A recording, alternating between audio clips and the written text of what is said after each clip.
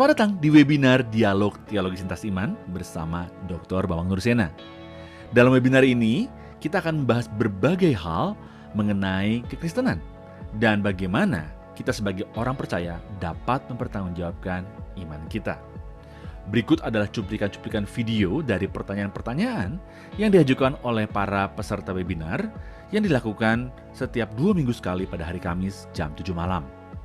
Bagi Anda yang ingin mendaftar, Anda bisa klik link bit.ly/dialog lintas iman, atau Anda bisa klik link yang terdapat pada caption di bawah ini.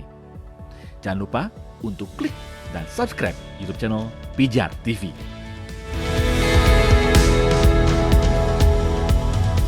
Bagaimana akhir hidup Mary Magdalene? Di masa Yesus hidup, beliau banyak membantu pelayanan Yesus. Adakah catatan gereja bagaimana pelayanan Mary Magdalene selanjutnya? Adakah beliau memulai sebuah jemaat? Adakah beliau mati syahid? Terima kasih. Kalau menurut catatan-catatan kuno, tetapi itu tidak terlalu kuno ya, itu dari abad ketiga. Maria Magdalena akhirnya ke Efesus.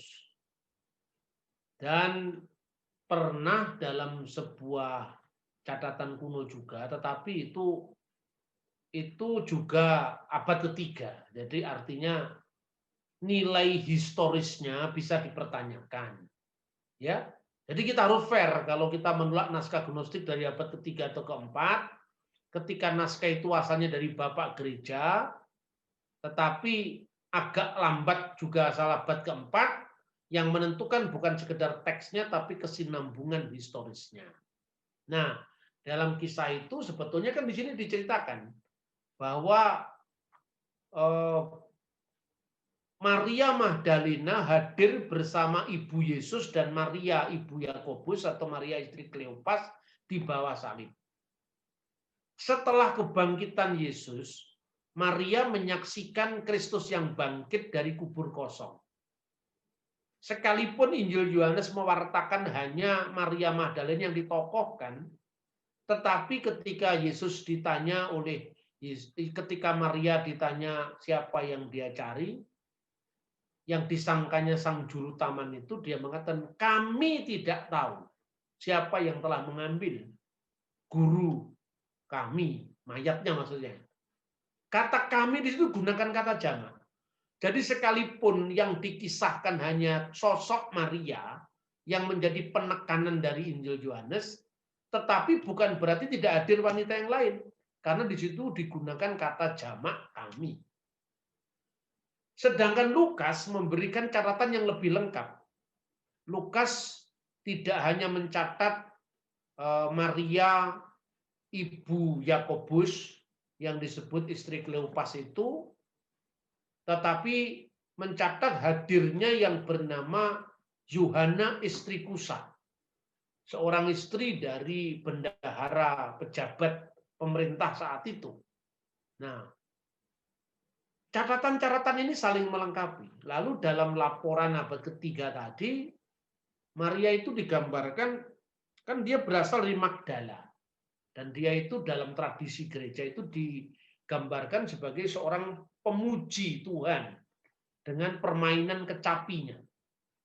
Lalu suatu saat karena sebagai seorang yang sudah dikenal sebagai seorang yang memainkan kecapi, dia diundang di istana Kaisar Tiberius. Lalu dia tidak menyanyi atau menyampaikan kecapinya dengan lagu-lagu sekuler, tetapi dia menceritakan tentang Kristus yang bangkit tadi. Lalu marahlah pejabat kaisar itu dan dia mengatakan, kamu diundang ke sini untuk menyanyi dan menghibur, bukan untuk cerita khayalan tentang orang mati yang bangkit kembali, katanya begitu. Nah, kalau Anda membaca data-data catatan-catatan Roma itu biasanya di istana kaisar itu selalu ada hidangan-hidangan, termasuk itu telur mentah itu, karena itu termasuk dijadikan hidangan ya, mungkin ya bukan hanya, tapi STMJ tidak ada datanya, tapi yang jelas ada telur. Kalau STMJ tidak ada. Dalam kondisi emosi karena Yesus dilecehkan, Maria tadi kemudian mengangkat telur itu dan dia tunjukkan ke depan pejabat kaisar itu. Dia mengatakan begini, Tuhan bisa menciptakan kehidupan dari apa yang kita sangka mati ini. Telur itu tiba-tiba berubah menjadi warna-warni yang menunjukkan kehidupan. Bahwa kehidupan itu muncul dari hal yang tidak disangka-sangka. Kalau Tuhan mau, semuanya bisa terjadi. Makanya di ikon-ikon gereja kuno kan selalu Maria Magdalena itu digambarkan memakai kerudung berwarna merah, seperti yang saya gambar di PPT itu, dan dia tangannya memegang telur begini. Sejak saat itulah, maka gereja memiliki tradisi menghias telur Paskah. Kenapa kita menghias telur Paskah? Enggak tahu ceritanya. Ya toh? Coba gereja-gereja modern, mau GBI, mau GPDI kan selalu ada telur Paskah itu. Kenapa? Lalu disangka itu berasal dari penyembahan berhala di Jerman. Lah, langsung bingung lagi. Padahal kisah itu berasal dari akhir abad ketiga tentang Maria dan telur Paskahnya itu. Terus kedua, memang secara sumber teks ini berasal di abad ketiga. Tapi tidak ada data sejaman yang menyangkal itu. Jadi kalau dalam metode sejarah itu gini, kalau tidak ada informasi dari masa Majapahit, berdasarkan sumber-sumber langsung dari zaman Majapahit, maka sumber-sumber dari abad berikutnya, kalau jalinan kisahnya itu bisa diterima secara koheren, ada koherensi kisah, itu bisa dijadikan sumber sejarah. Maka sebetulnya, ini saya contoh ngomong sejarah ya, masa antara Majapahit, Demak, Pajang, itu sebetulnya nggak dicatat oleh sejarah. Sejarah dalam pengertian prasasti tidak ada. Lalu dari mana? Sastra Babat. Sastra Babat itu padahal campurannya dengan dongeng toh.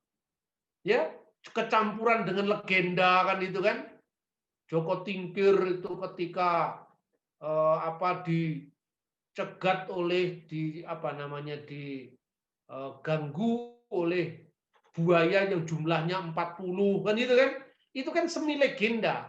Kemudian muncul Sigro milir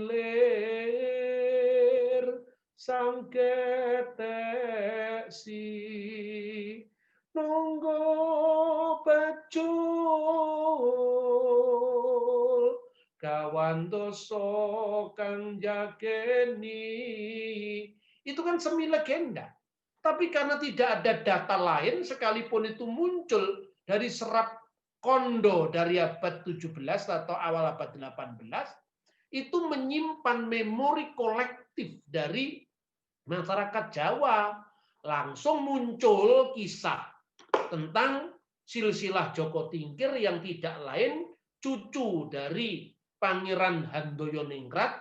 Pangeran Handoyoningrat itu adalah mengawini putri dari Raja Majapahit terakhir, yaitu Kertabumi. Dulu orang mikir ini dongeng. Setelah ditemukan inskripsi Sampokong, ternyata betul Raja Majapahit terakhir namanya Kungtabumi. Versi-versi ini masih bisa dicocokkan, misalnya catatan dinasti Ming dan sebagainya. Suma Orientalnya dari Tommy Pires, tapi tentu itu tidak langsung berkaitan. Begitu juga tentang kisah Maria Magdalena. Dan kisah Maria Magdalena itu akhirnya dia menjadi seorang pewarta Injil yang sangat gigih di wilayah Yunani dan Turki, yaitu di Asia Kecil, yaitu di Efesus. Itu ceritanya seperti itu.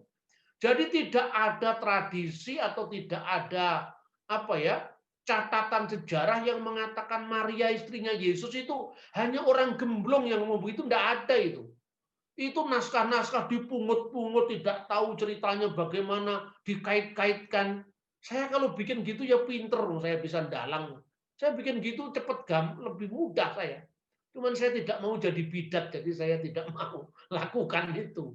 Saya ini kalau ngomong tentang yang nggak serius-serius itu ketika minum kopi, cerita Joko Tingkir itu baru boleh guyon. Tapi ketika bicara tentang teologi, kebenaran firman, saya tidak berani main-main. Saya tidak hanya sekedar ngejar simpati orang, kemudian ngarang-ngarang supaya enggak, saya enggak mau itu.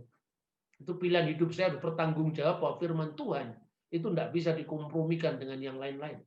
Tetapi dalam konteks mempelengkapi sejarah itu bisa saya sampaikan. Seperti itu kira-kira ya.